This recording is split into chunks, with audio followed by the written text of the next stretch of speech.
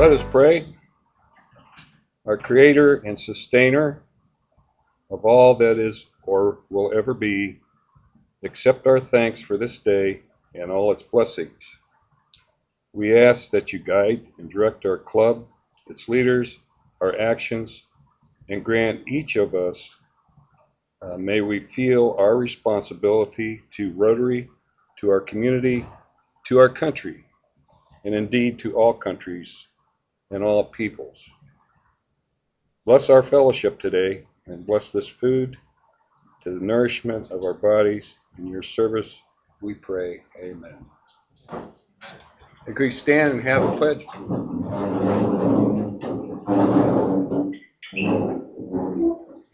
I pledge allegiance to the flag of the United States of America and to the republic for which it stands, one nation under God, indivisible, with liberty and justice for all. And the four-way test? Is the truth? Is it fair to all concerned? Will it build good relationship? Will it be beneficial to all concerned?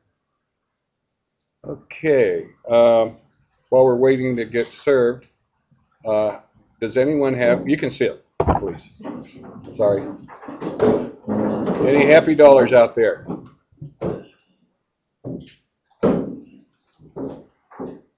Uh-oh. She's digging for her money. Oh, yeah. Bob does. Okay.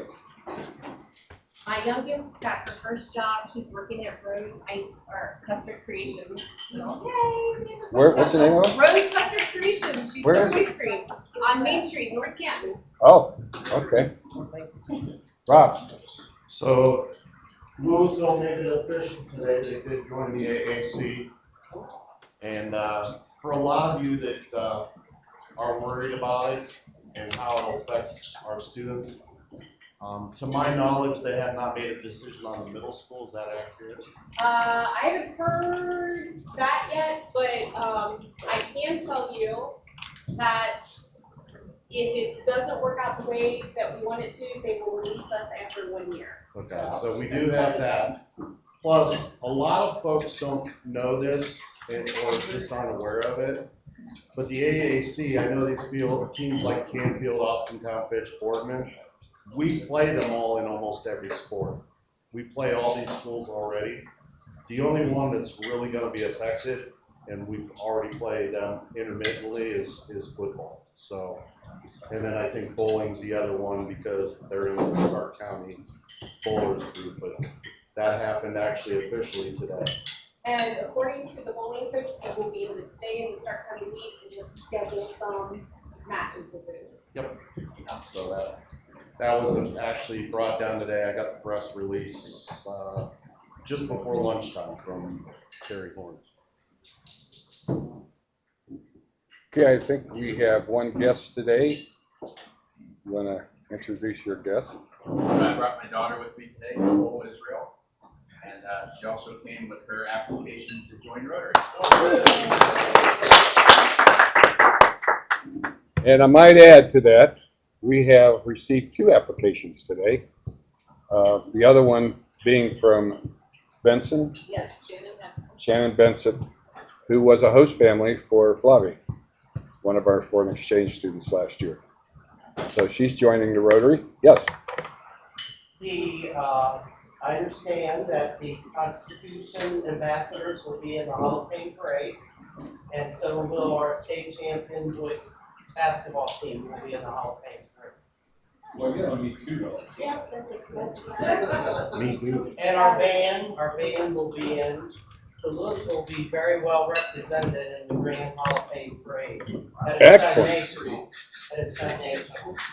They're going to be in the Hall of Fame parade. Wow, that's amazing. I'm going to add another dollar to that. So the boys basketball team was invited to be in the parade, but you might not realize is there's actually a $5,000 fee.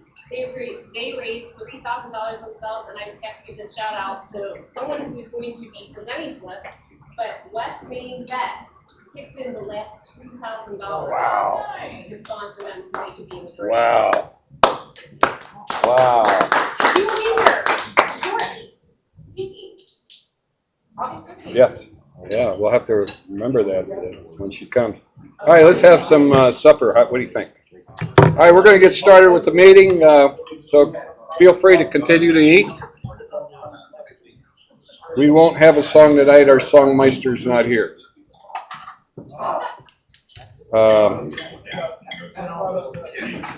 So we're going to draw for the roto ball. And you can win a not $5. So I'm going to ask that you. Sure.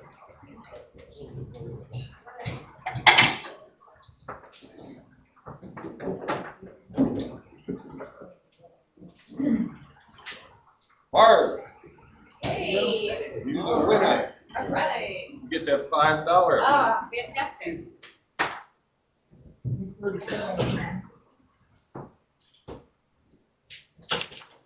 And a chance to draw for the big one. Yeah. So, under new business, I want to show you something.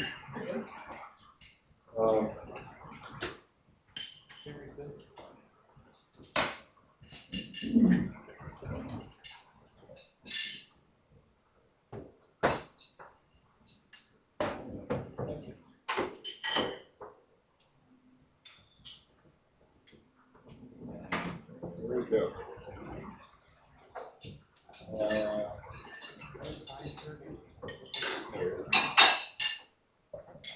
Okay, we talked last week about, and it looks like I have to get the TV replaced. Hey, Dave. About the Caryville disaster in Texas. And we have two clubs that are down in that area. One of them got really severely affected. And they have created a foundation. And I was talking to some folks on different ideas of what we could do. And because our budget is kind of limited and I don't want to spend it, all of it in July, very first month, if you know what I mean. So Scooter came up with an idea that I thought was really good. And that is to put a bucket out at the Rotary tables and ask for donations from the community. And we'll see what happens. We'll send that money along. And so that's kind of what that is a sign that I'm going to have made that we'll put with the, in front of the bucket.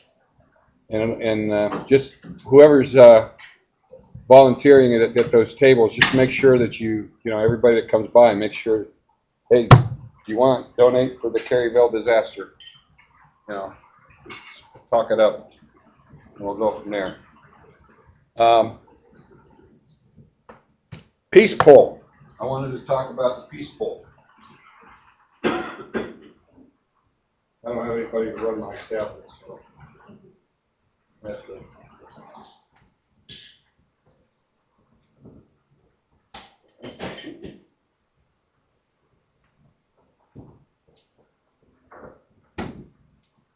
So, back in, I forget how many years ago it's been, a Japanese guy, Rotarian, came up with the idea of the peace poll.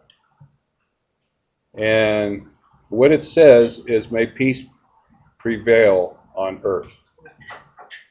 And it's in English, and then everything else is in a different language. So it says the same thing, but in different languages, be it German, Italian, or whatever. And so we are in the process of coming up. It looks like we might be, I set aside an objective of $500. I will get thoughts on it from the board. I mean, there's no rush to get it done, but it's a project that I think would be worthy. It'd be nice to see, 3 or 4 of them in, different places in town. Maybe the parks for sure, and places like that. Any thoughts on that from anybody? Everybody?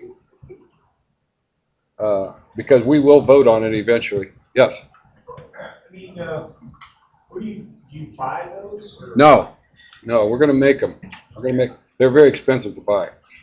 But Jim Edwards and Shorty Weisel, who are excellent craftsmen, from what I am told. And I know Shorty is because I seen the work that he did with his bulldozers and all that stuff. It's amazing. But anyway, they will be taking care of that.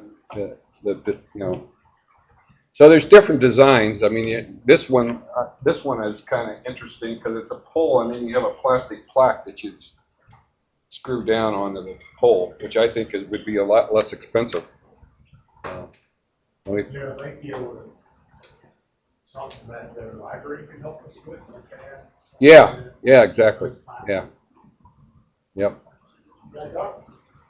Go. I made a lot of phone calls this week regarding this, and the sleeve that goes on 6x6 goes maybe 4x4, okay? Ours will be bigger.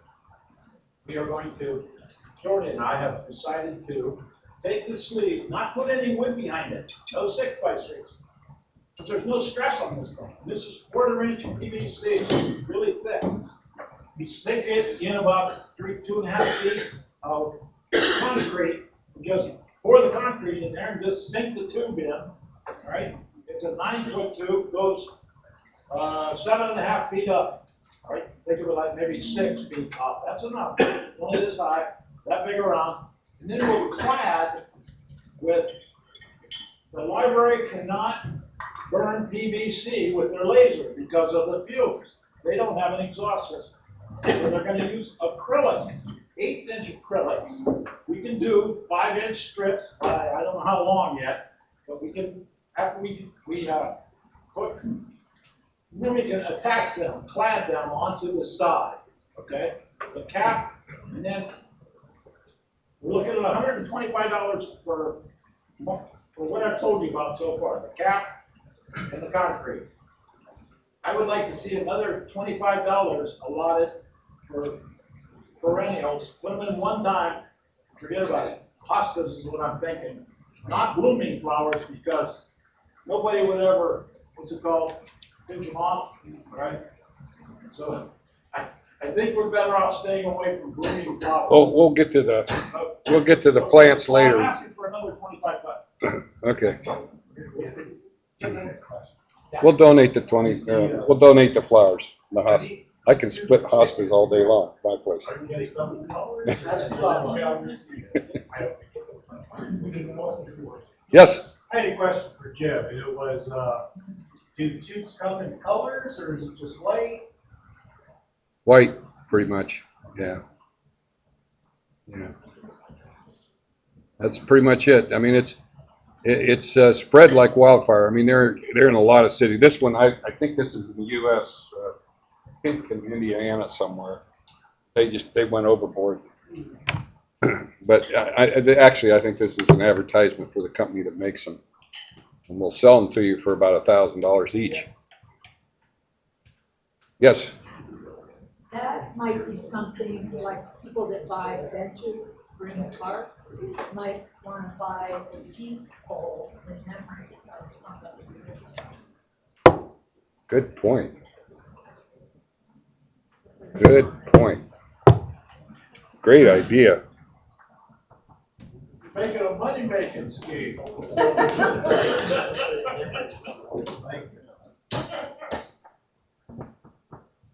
Good. Great idea. See if you speak up, there's so many ideas out there, and everybody's got to, contribute. I mean, I just love it when somebody has an idea that just bubbles up to the surface, and it's just a great one. It's just like, that's super. So if you have an idea out there, don't hold back. Bring it up. It's a free meeting. Okay? Free country, free meeting. Anyway, so we'll get back to you on the peace pole progress, but I will be coming to you probably for an approval in a not too distant future, probably in August sometime. Flag banner status. Denny's not here, but I got a hold of can never remember their name, RH. That's what I call them, RH. Russell Hampton, thank you.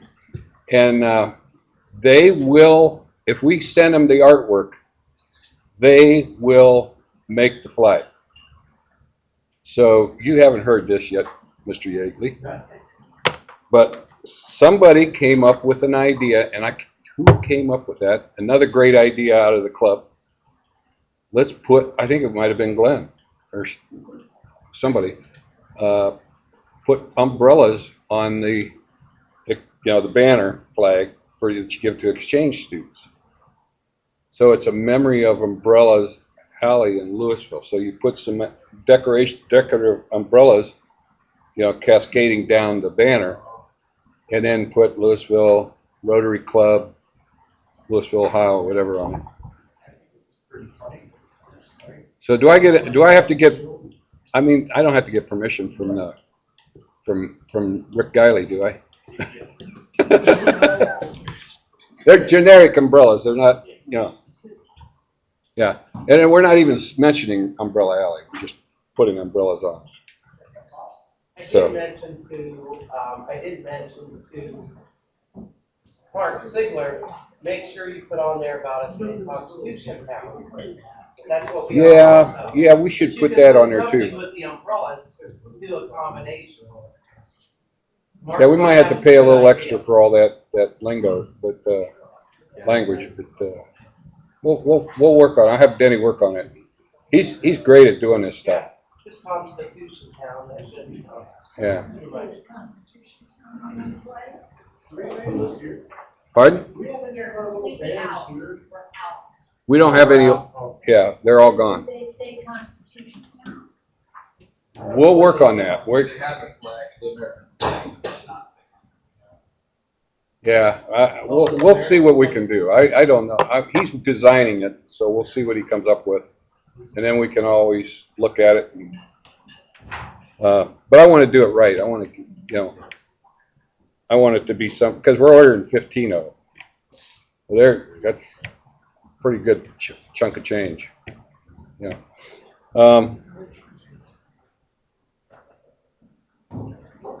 Okay. Also, host family status. Who wants to talk, Barb or Bill? Barb. Okay. Still looking for Serena. We have a couple little nibbles, but we do not have anyone that's a yes for sure in place.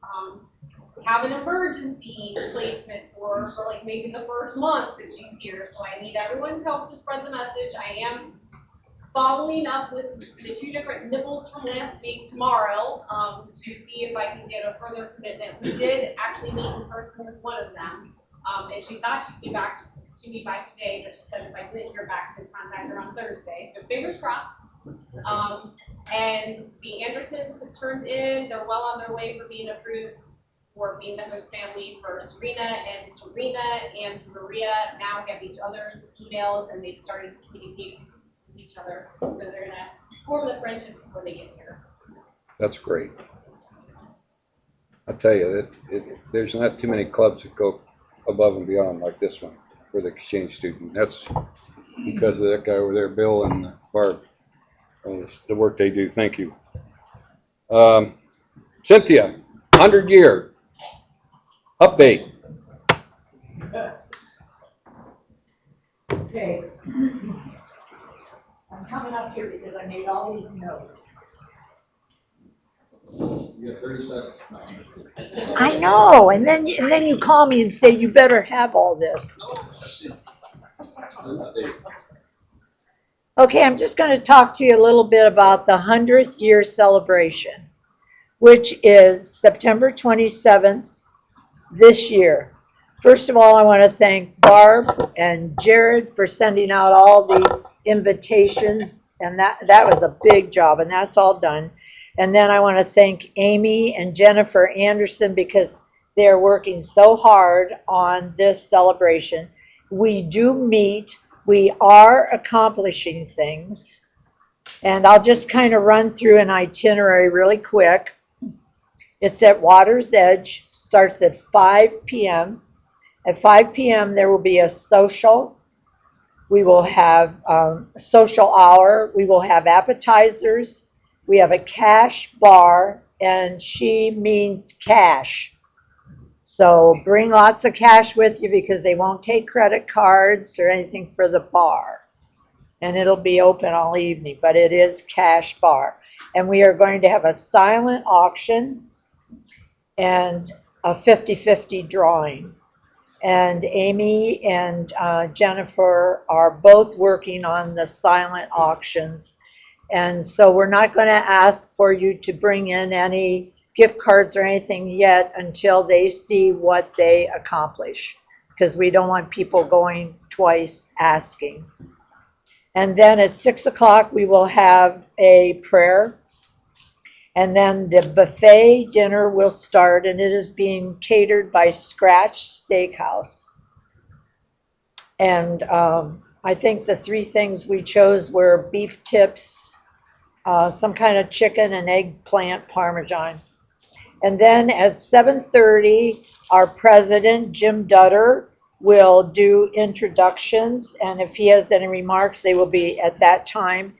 And then he will introduce Stephanie Yorchek, the Rotary International president, and then she will speak. And then when she is done, which it's hard to know how this is all going to fit in, so don't be in a rush to go home because the bar will be there. But there will be closing remarks, and then the winners of the silent auction and the winner of the 50-50, and then we will have a benediction and then fellowship if anybody wants to stick around. For the silent auction, we're planning on only having like about 6 items, but wonderful items. So you can use your credit card on those. So we hope you bid lots of money because we have a lot of odds and ends with this big dinner to pay for. So that's why we're doing this silent auction and the 50-50. And one of them is going to be a nice big Yeti from Metzger's with bottles of wine in. And one of them is a dinner from Scratch. And one of them is a, pardon? 6. Dinner for 6 from Scratch. And then one of them is the Y, a gift certificate or a membership for the Y. And then some other ones. But so far, that's what we have. And really, they are working very, very hard, and we are meeting. And we're going to meet again next week, so. Now, even the tickets, I was asking somebody about the tickets. Pardon? What about tickets? Are we doing any kind of tickets for it, or is it just sign up? Jared, you want to cover that? To buy your tickets for the dinner, they're $60, and they can be done through that code or cash or check here. Yeah, I'm sorry. I didn't understand. Yeah. It's the website's LouisvilleRotary.com/100. It's just a PayPal link you can use, credit, Venmo, any of that. And the deadline for all this is September 1st. And then I think the drop dead deadline is like about the 8th. It's not on the homepage, it's a landing page. It's on the website. Any other questions? Thank you, It's Cynthia. going to be a fun night. I kind of have a question.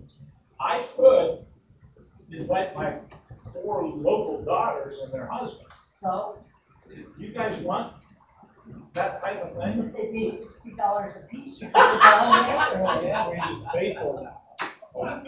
He could do it. Okay, I didn't know what you were at. All right, before we introduce our guest speakers, I just wanted to point out that the calendar of events is listed there. And just a reminder that July the 30th at this very location, not here, but probably upstairs, at the Eagles, Pat Fallett's having her fundraising gathering.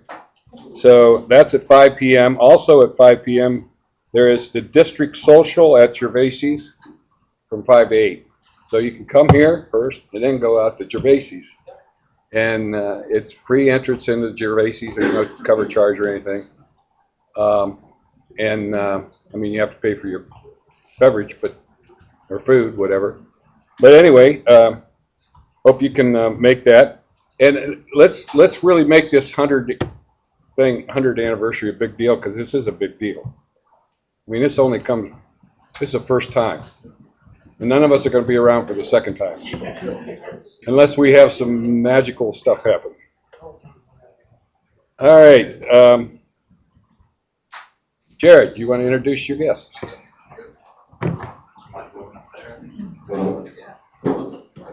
This is my friend James Warnken. I met James through my job at the Parks probably about a little over 2-3 years ago now, and I've worked with him on some digital accessibility on a new website project. And as we've been talking and getting to know each other over that time, he came up with an idea that is called Start Ally, which is a nonprofit group that he is kind of spearheaded and now has a board, which includes his guest here tonight, his wife Rachel, and also a coworker of mine and some other people that I've gotten to meet.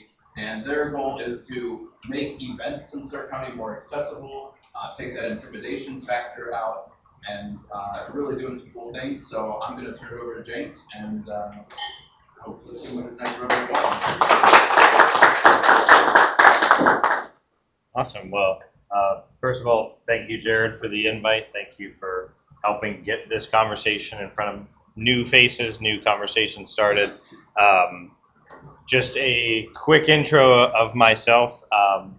Actually, before I do that, July is a perfect month for this type of conversation. 2 big things in July centered around disabilities and accessibility. The first one is July marks 35 years since the ADA was signed, the ADA Americans with Disabilities Act. So 35 years into that, made a lot of great progress, but still a lot more to go. Second thing is July is also Disability Pride Month. So there's a lot of events and things happening all across the country celebrating disability and empowering people with disabilities to step up and show out. So a little bit about me. I am a part of that community. When I was 9 years old, I was diagnosed with what's called Stargardt's. I just turned 28, not this past Sunday, but the Sunday before. So roughly 19 years I've been living with progressive vision loss. So over time, my vision just slowly gets worse. There's no set timeline. There is no set endpoint as to how much of my vision I will lose. So it's a little bit unpredictable, but when I was diagnosed, my mom, I remember sitting in the doctor's office down at Altman, where finally an eye doctor didn't say that I was just being a stubborn little kid. They said there's something going on here. They finally figured out that it was genetics based, and I just remember my mom not really knowing where to start as a parent with a child who was in 3rd grade that just found out that their son is going blind. And so that's kind of stuck with me. But growing up, going through school, I was always told to play it safe, to advocate for myself, to make sure that I got what I needed. I wasn't very comfortable talking about my disability until just a couple of years ago. But all growing up, those stigmas, those stereotypes, that uncomfortable conversation around disability, even as a person with a disability, was there. And so I started my career in digital marketing, hiding the fact that I had a disability as much as possible. Eventually, I learned that there is a responsibility from businesses, organizations, society, our communities, to sort of meet in the middle, if you will. And so I transitioned out of marketing into accessibility, never really looked back.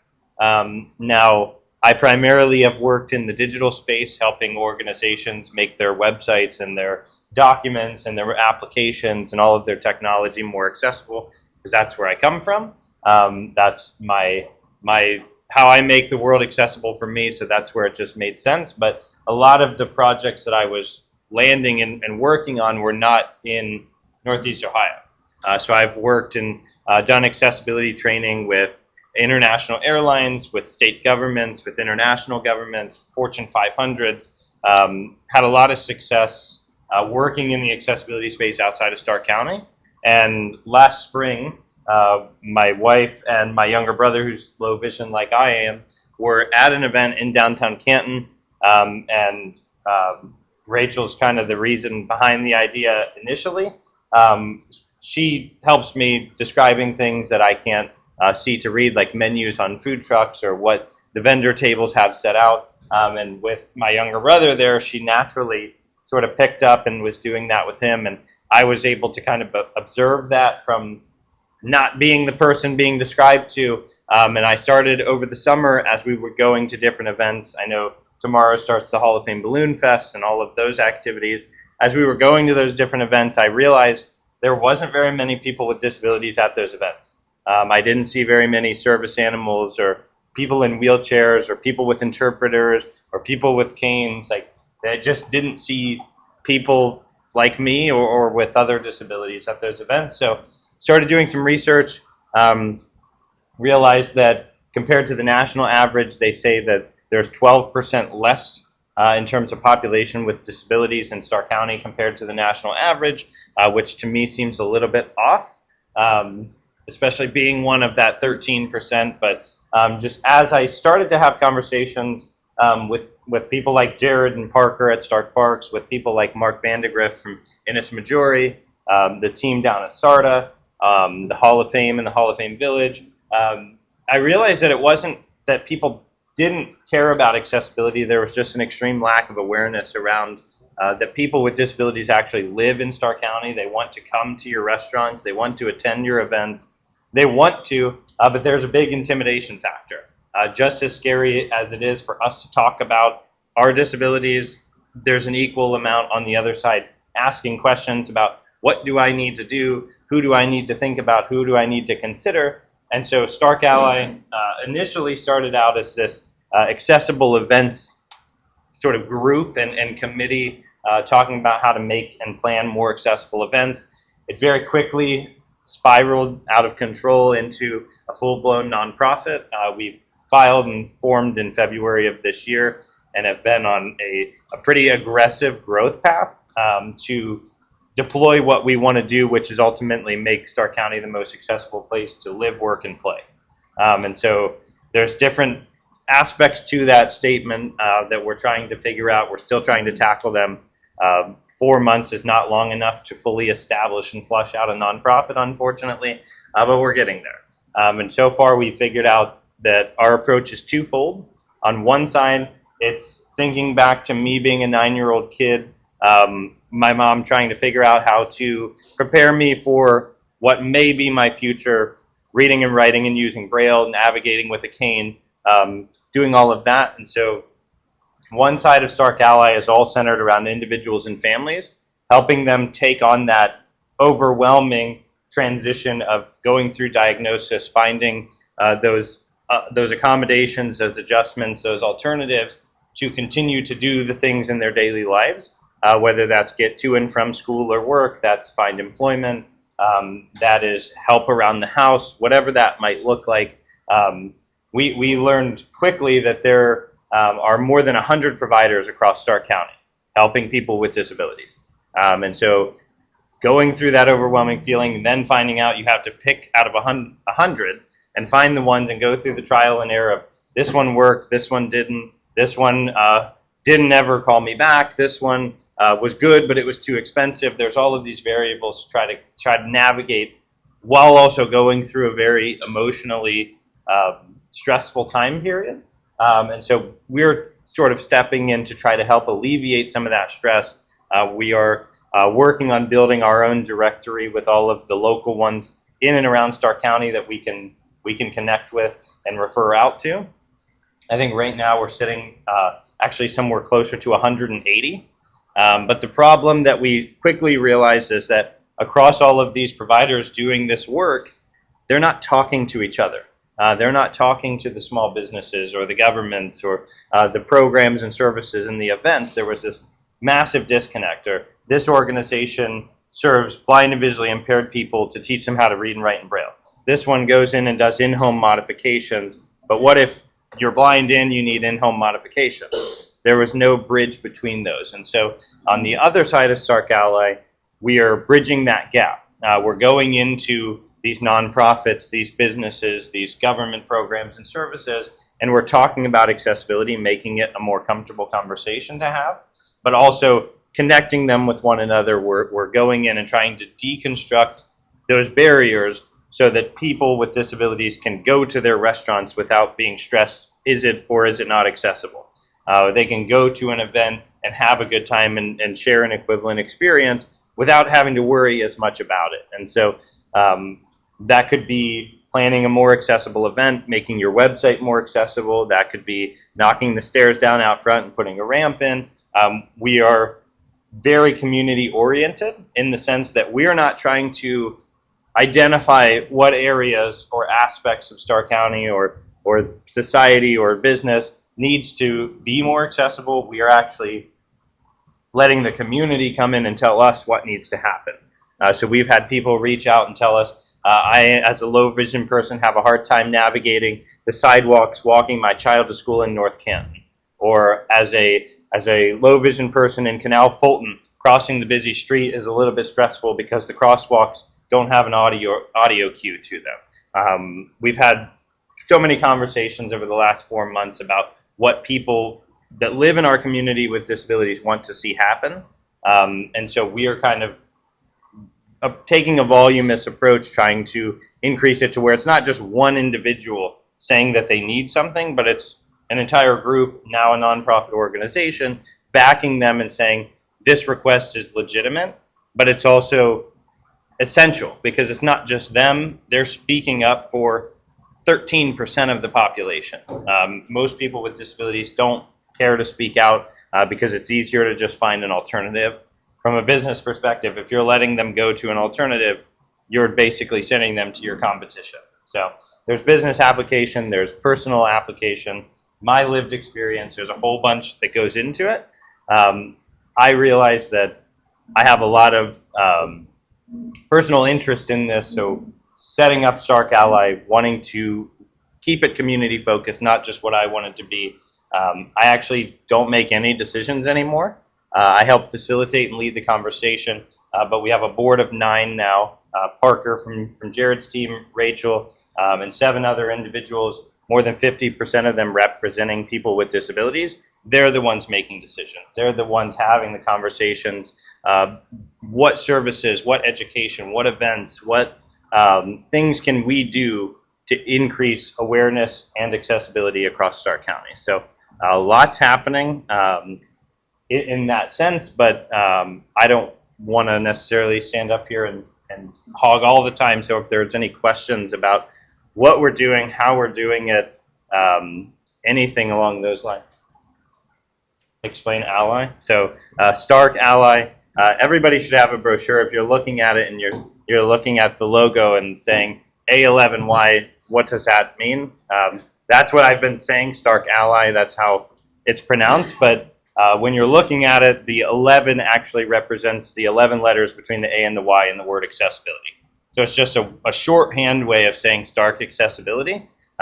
It's mainly used in the tech space because nobody likes to type out full words, but everybody makes a play on it. So we're just kind of leaning into it because it's commonly used outside of the accessibility space to refer back in. So it's pronounced Stark Ally, but it's A11Y.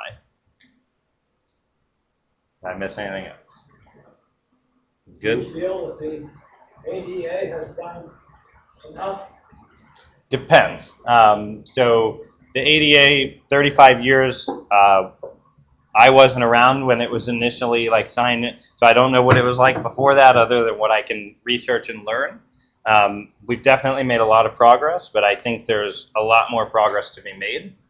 From a digital standpoint, they're actually, just last year, they updated Title II to require state and local governments to make sure their websites are readily accessible. And they actually put a deadline that it has to be done by either April 2026 or April 2027, depending on how large of a population that city or that state serves. So they're still continuing to update it and amend it to clarify accessibility, because just like how technology is rapidly advancing, everything around us is constantly evolving, updating, changing. Accessibility is kind of taking that same form where it's just a matter of keeping up and staying on top of it rather than playing catch up constantly. So I think we're kind of transitioning from playing catch up into as things like AI are coming out, accessibility is built into it, not 4 years down the road where we've now left anywhere from 13 to 30% of the population behind. Thank you. Absolutely. Right over here. Yeah. Go ahead, Barry. Oh, I can't see you, so oh, that's. if you're raising your hand, just speak up. Nope, you're perfectly fine. So what can we do? I know one of the pastors in our church's wife had the same thing. Hmm. And but she had a lot of help available because we're in church now, my daughter has it. What can we do to make people more aware of what and what people can do to help them?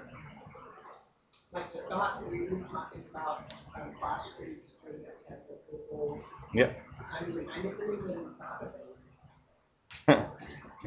it. It all starts with that awareness piece. Nobody is intentionally making things inaccessible. I don't. If anybody is, that'd be the first for me. A lot of people actually want to help once they're aware about it, and so the biggest thing to do is to embrace those conversations.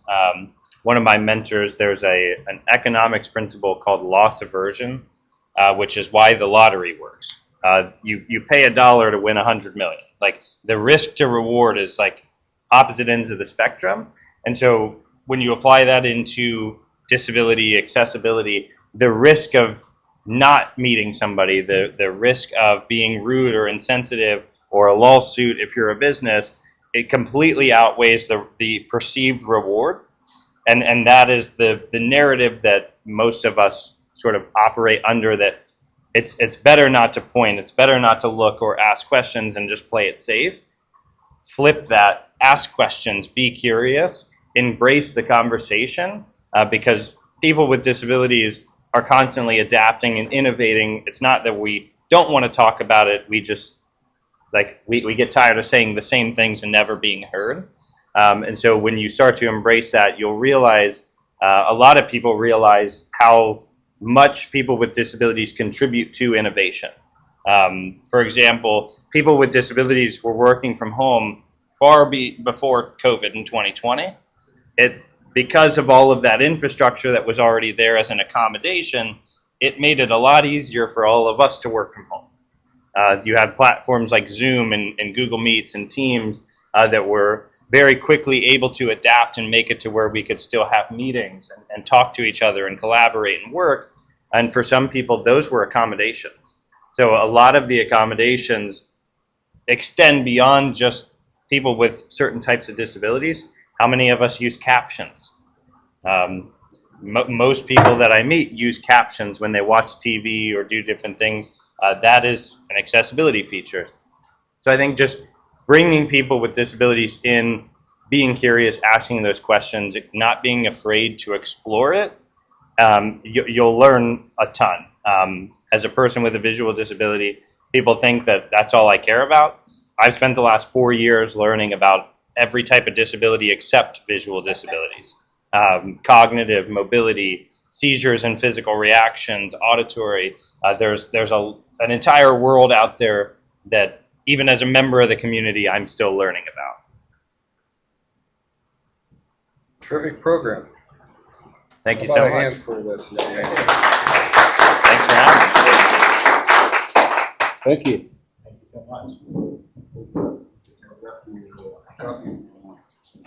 All right, we got one more thing to do. Here we go. Hold the white marble and you're the big winner. Nope, How many Not- now? not many. 2, 3, 6, 9. Well, 10 counting the white one.